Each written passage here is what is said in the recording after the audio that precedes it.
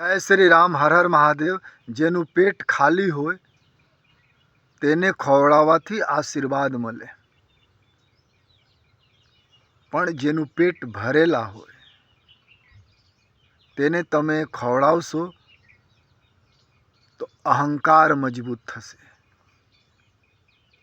ઘણા લોકોને તમે ખવડાવો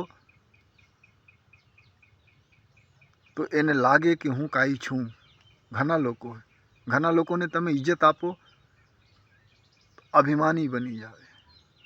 ઘણા લોકોને પ્રેમ આપો તો ઘમંડી બની જાવે. ઘણા લોકોને અવકાર આપો તો મહાન સમજે. એવા લોકોને ન ખવડાવો. જેનું પેટ ખાલી હોય, પેટ ખાલી હોય એટલે ખાલી અન્ન નહીં, ભાવના ભૂખ્યા, શાસ્ત્રોના ભૂખ્યા, જે સંત શાસ્ત્રોના ભૂખ્યા હોય, મતલબ ખૂબ ધાર્મિક હોય, એને ખવડાવો. એના અંદર અભિમાન ન હોય, ભાવના ભૂખ્યા હોય ભગવાન જેવા, એને ખવડાવો તો અભિમાન ન હોય અને તમે આશીર્વાદ પણ મળે. પણ જેનું પેટ ભરેલું હોય, રોટલાથી, અભિમાનથી, અહંકારથી, ભ્રષ્ટાચારથી, દુરાચારથી, પાપથી, એવા લોકોને ખવડાવશો તો અહંકાર મજબૂત થશે. એવા લોકો અહંકારી બની જાય. ઘણા એવા પહેલેના રાક્ષસો હતા જેને લોકો સન્માન આપતા હતા. પછી એ રાક્ષસો પરેશાન કરવા. ઘણા લોકોને તમે માન આપો તો પરેશાન તમે કરે. એવી ઘટના બને, દરેક સાથે જીવનમાં બને. તમે ઘણા માણસોની મદદ કરેલા હોય પણ એ સમજે હું કાંઈ છું, આઈ એમ સમથિંગ, હું કાંઈ છું. ઘણા લોકો સમજે અને દરેકના જીવનમાં એવા ઘટના ઘટે. તમે કોઈની મદદ કરો ને સમજે હું કાંઈ છું. અને તમે પ્રેમથી કરો, દયા બસ કરો, ભાવ બસ કરો, કરુણા બસ કરો. ઘણા લોકો તો મૂર્ખ સમજે. કોઈને મદદ કરો, કોઈને ખવડાવો તો મૂર્ખ સમજે. અને ઘણા લોકો સમજે દયાશીલ છે. જે ભાવના ભૂખ્યા હોય એને ખવડાવો સાહેબ. જે શાસ્ત્રોના ભૂખ્યા, એવા સંતો જે શાસ્ત્રમાં પ્રવીણ હોય, ધર્મમાં પ્રવીણ હોય, એને ખવડાવો. જે ભૂખ્યા હોય એને ખવડાવો, ખરેખર ભૂખ્યા હોય.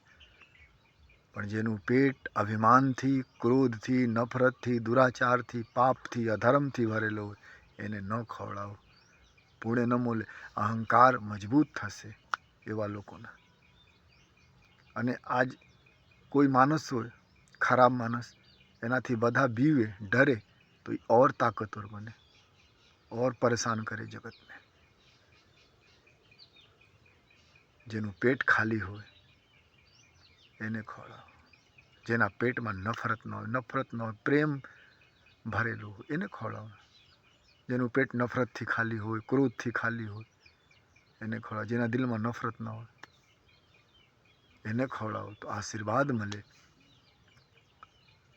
પણ અહંકારીને ખવડાવો જેનું પેટ ક્રોધથી ભરેલાથી, લોભથી ભરેલા છે, ધનથી ભરેલા છે, તો એનું અહંકાર મજબૂત થશે. અને અહંકાર મજબૂત થશે તો આશીર્વાદ તો મળે નહીં.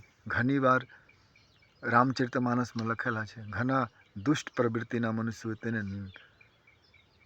નમન કરો ને તો એ જ્ઞાની સમજે. સઠ સન વિનય કુટિલ સન પ્રીતિ. મૂર્ખ મનુષ્યને વિનય કરો, તમે ભાવ આપો, દયા દેખાવો, સઠ સન વિનય, તો એ સમજે હું કાંઈ છું. કુટિલ સન પ્રીતિ, જેના મનમાં કપટ હોય, ભલે દોસ્ત હોય, ભાઈ હોય, પત્ની હોય, કપટ હોય, એને પ્રેમ કરો. સઠ સન વિનય કુટિલ સન પ્રીતિ, સહજ કૃપણ સન સુંદર નીતિ. અને કોઈ કંજૂસ માણસ એને બોલો દયા ધર્મ દેખાવો તો એ બરોબર નથી. ભૂખ્યા માણસ હોય એને ખવડાવો. જેનું પેટ ખાલી હોય એને ખવડાવો તો આશીર્વાદ મળે. જેનું પેટ ભરેલા હોય એને તમે ખવડાવશો તો એનો અહંકાર મજબૂત થશે.